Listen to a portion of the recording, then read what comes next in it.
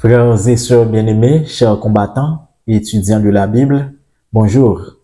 Nous saluons très fort dans notre Seigneur Jésus-Christ, qui vient tout pouvoir, le chef de l'armée de l'Éternel.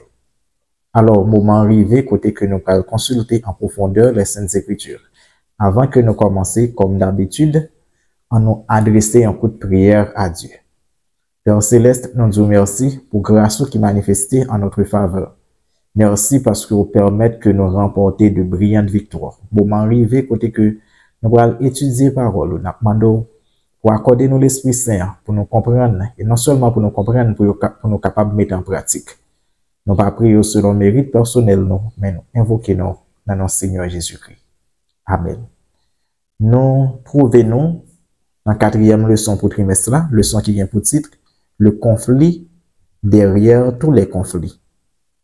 Texte de mémoire là, c'est Josué chapitre 10, verset 14. Il n'y a jamais eu de jour comme celui-là, ni avant ni après, où le Seigneur ait entendu un homme, car le Seigneur combattait pour Israël. Hier, nous avons étudié le leçon ça qui était pour titre, chef de l'armée du Seigneur. Lorsque nous avons consulté en profondeur, nous avons vu que le chef de l'armée du Seigneur n'est pas l'autre que Jésus-Christ. Jésus-Christ est le chef invisible de l'armée de l'Éternel. Et c'est lui-même qui combat pour Israël, qui permettent que Israël ait remporté de brillantes victoires. Eh bien, c'est lui-même qui te paraît avant que Josué lui-même n'était prendre d'assaut, ville Jéricho avec une épée nue qui te paraît. Et nous avons une conversation avec Josué. Et côté que Josué il était recevoir dans mes chefs là toute instruction qui a un rapport avec préparation pour capable attaquer ville rebelle ça Jéricho. Et c'est comme ça que Josué il était agi selon instruction et il était remporté la victoire. Jeudi c'est une autre leçon que nous avons étudié. Leçon jeudi a pour titre guerre au ciel. À travers le son ça, nous allons voir côté que il y a un conflit phénoménal. Il y a un conflit entre Jésus-Christ et Satan, entre le bien et le mal. Incroyable, mais vrai, contre toute attente, conflit ça lui prend naissance au ciel, même en la présence immédiate de Dieu. Et conflit ça pendant des millénaires, la fait rage, et selon les prophéties bibliques, il est presque arrivé dans la fin. Nous allons lire plusieurs textes bibliques et après, nous allons faire commentaire. Nous avons plusieurs prophètes qui enlevé dans une certaine mesure le voile qui sépare le monde visible de l'invisible pour capable permettre que nous comprenions, nous gagnons lueur de bataille ça entre le bien et le mal. On regarde Isaïe, chapitre 14, verset 12, revenant verset 14. Mais juste avant Isaïe, on nous prend Ézéchiel d'abord. Ézéchiel 28, verset 11 à 19 là. Ézéchiel 28, verset 11, revenant verset 19. La parole de l'Éternel fut adressée en ces mots. Fils de l'homme, prononce une complainte sur le roi de Tyr. Tu lui diras, ainsi parle le Seigneur l'Éternel. Tu mettais le sceau à la perfection. Tu étais en Éden. Tu étais plein de sagesse, parfait en beauté. Tu étais en Éden, le jardin de Dieu. Tu étais couvert de toute espèce de pierres précieuses, de sardoine, de topaz, de diamant, de chrysolite, d'onyx, de japs, de saphir, d'escarboucle, d'émeraude et d'or. Tes tambourins et tes flûtes étaient à ton service, préparés pour le jour où tu fus créé. Tu étais un chérubin au protecteur aux ailes déployées. Je t'avais placé et tu étais sur la sainte montagne de Dieu. Tu marchais au milieu des pierres étincelantes. Tu as été intègre dans tes voies depuis le jour où tu fus créé, jusqu'à celui où l'iniquité a été trouvée chez toi. Par la grandeur de ton commerce, tu as rempli de violence. Tu as péché Je te précipite de la sainte montagne de Dieu et je te fais disparaître, chérubin protecteur, du milieu des pierres étincelantes. Ton cœur s'est élevé à cause de ta beauté. Tu as corrompu ta sagesse par ton éclat. Je te jette par terre. Je te livre en spectacle, ô roi, par la multitude de tes iniquités, par l'injustice de ton commerce.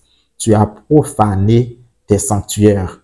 Je te fais sortir du milieu, je fais sortir du milieu de toi un feu qui te dévore. Je te réduis en cendres sur la terre aux yeux de tous ceux qui te regardent. Tous ceux qui te connaissent parmi les peuples sont dans la stupeur à cause de toi. Tu es réduit au néant. Tu ne seras plus à jamais. Ok, nous sommes les textes pour là. Son texte qui décrit qu'a parlé du roi de Tyr. Le roi de Tyr, dans ce texte, n'est pas un être humain. Dans la dimension nous là, parce que un être humain, la Bible, par exemple, Jean a dit que c'est un modèle de perfection. Jean texte a dit là, tu mettais le sceau à la perfection. Un être humain, pas qu'un modèle de perfection. Un être humain, pas qu'un non plus un chérubin aux ailes déployées. Si nous comprenons le texte en profondeur, surtout si nous consultons le deuxième verset, nous voyons dans le deuxième verset, dans le chapitre 28 là, Ézéchiel, Dieu lui adresse lui premièrement à Ézéchiel pour capable transmettre le message là au prince de Tyr. Cependant, les nous regardons dans le 11e, 12e verset, nous voyons complainte ça, chant de funèbre, ça, chant triste ça, il a prononcé sur le roi de Tyr. Ça qui voulait dire nous voyons deux dimensions. Bon, dimension cosmique, texte là, il n'est pas seulement arrêté dans le cadre terrestre, dans la sphère terrestre, mais texte là, il transcendait. Il pas seulement parler du roi de Tyr qui existait vraiment à l'époque, mais texte là, il parle dans l'autre dimension pour capable montrer nous que derrière le roi de Tyr, il y a l'autre être, il y a une puissance, il y a des puissances maléfiques qui à l'œuvre. On est capable de prendre exemple Apocalypse 12. Dans Apocalypse 12, nous avons une femme enveloppée du soleil, la lune sous ses pieds et une couronne de 12 étoiles sur sa tête. Cette femme était enceinte et dans les douleurs de l'enfantement. Ok? Et donc, le texte a continué pour dire nous que le dragon se tint devant la femme qui allait enfanter afin de dévorer son enfant lorsqu'elle aurait enfanté. Et finalement, son enfant fut enlevé vers Dieu et vers son trône. Tout le monde qui a une culture biblique, il a dressé ses oreilles là, pour comprendre. Texte là, c'est vrai, il a parlé de Satan, parce que le dragon c'est Satan, mais si on entre en profondeur, on comprend là, c'est l'enfant Jésus. Ok? Mais lorsque Jésus t'a fait, qui roi qui était dédoublé, qui était voulu supprimer Jésus? C'était Hérode, le roi Hérode. Mais cependant, Apocalypse, il dit nous c'est Satan. Et bien rapidement, nous comprenons que derrière roi terrestre, derrière roi qui a un mauvais tempérament, eh bien Satan lui-même est toujours agi. Satan toujours utilisé comme des instruments pour lui capable d'accomplir œuvre infernale. Eh bien, c'est ça que nous voyons dans Ézéchiel. Et nous allons comprendre dans verset 11, dans aller côté que Satan, selon Jean que le texte a décrit, il était sur la sainte montagne de Dieu, côté que il occupait une place, une position élevée en la présence immédiate même de Dieu. Mais cependant, l'orgueil, la grandeur de son commerce, Jean que le texte a dit là, pour faire que Satan il va révolter contre le trône de Dieu. Et ça va avoir pour conséquence, selon Apocalypse 12, que nous allons lire pour là, une guerre qui va éclater.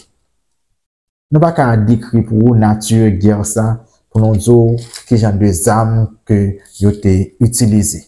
Mais cependant, Apocalypse, il livre le voile là, pour nous capables de comprendre, conflit ça, côté que l'été prend naissance, Jacques nous dit au commencement, au ciel même, le centre du contrôle de l'univers, et conflit ça l'a continué. Il vient sur la terre et l'a continué. qui fait rage pendant des siècles. On regarde Apocalypse 12, verset 7, il vient dans verset 9. Mais conséquence là. Et il y eut guerre dans le ciel. Michel et ses anges combattirent contre le dragon. Et le dragon et ses anges combattirent. Mais ils ne furent pas les plus forts. Et leur place ne fut plus trouvée dans le ciel. Et il fut précipité, le grand dragon, le serpent ancien, appelé le diable et Satan, celui qui séduit toute la terre. Il fut précipité sur la terre et ses anges furent précipités avec lui. Ok? Ça veut dire, la rébellion de Lucifer, il va conduire avec une guerre qui a éclaté dans le ciel là. Prophète Isaïe, il pas été bras croisés, tout, il parlait nous, il va nous un lieu de bataille ça, comment que il était commencé. On regarde dans Isaïe, chapitre 14, verset 12, arrivé dans verset 14. Te voilà tomber du ciel, astre brillant, fils de l'aurore. Tu es abattu à terre, toi, le vainqueur des nations. Tu disais en ton cœur, je monterai au ciel. Je lèverai mon trône au-dessus des étoiles de Dieu. Je m'assierai sur la montagne de l'assemblée, à l'extrémité du septentrion. Je monterai sur le sommet des nues. Je serai semblable au Très-Haut. Verset 15. Mais tu as été précipité dans le séjour des morts, dans les profondeurs de la fosse. Ok. Texte encore, il montre nous que le péché de Lucifer, côté que il prend naissance, c'est à partir de orgueil. Il faut que moi souligne pour nous que le Dieu d'amour, toute créature il crée avec ça que nous relève la liberté morale, le libre arbitre, pour capable de capacité, soit que pour choisir aimer bon Dieu, pour choisir obéir à la parole de Dieu, ou bien pour compte. Ok? Le libre arbitre ça, même nous, même les êtres humains, nous gagnons. Ça que fait bon Dieu créer tout être avec libre arbitre, c'est parce que libre arbitre là, est intimement lié avec ça que nous relève l'amour. Dieu est amour. Est-ce que l'amour, il force mon aimer, il force mon obéir? Non. Eh bien, dans ce sens-là, bon Dieu crée chaque être avec capacité pour choisir, faire ça vous voulez. Si vous choisissez aimer bon Dieu, si vous choisissez pas aimer bon Dieu. Eh bien, Lucifer lui-même, tant que pour t'a utiliser libre arbitre liberté morale pour lui glorifier Dieu, eh bien, il peut utiliser, il peut mal utiliser pour capable attaquer Dieu. Même genre avec tant d'êtres humains, ok, nous pas utiliser libre arbitre bon Dieu pour nous glorifier lui, pour nous aimer lui, pour nous obéir avec parole lui, mais nous utiliser lui en pile fois pour nous capables de rébeller contre Dieu et contre son trône. Et Daniel qui bat nous des informations qui permettent que nous comprenions comment que guerre ça lui-même l'a déroulé. Nous plions un texte pour là, c'est Daniel 10, verset 12, arrivé dans verset 14. Daniel 10, verset 12 à 14. Il me dit, Daniel, ne crains point, car dès le premier jour où tu as eu à cœur de comprendre et de t'humilier devant ton Dieu, tes paroles ont été entendues. Et c'est à cause de tes paroles que je viens. Le chef du royaume de Perse m'a résisté 21 jours. Mais voici, Michael, l'un des principaux chefs, est venu à mon secours. Et je suis demeuré là auprès des rois de Perse.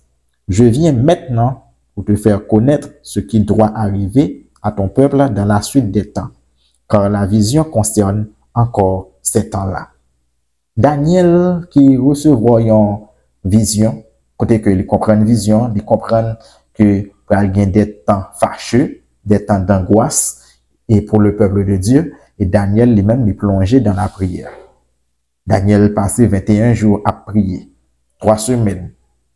Eh bien, pendant tout le temps ça, Daniel beaucoup de réponse.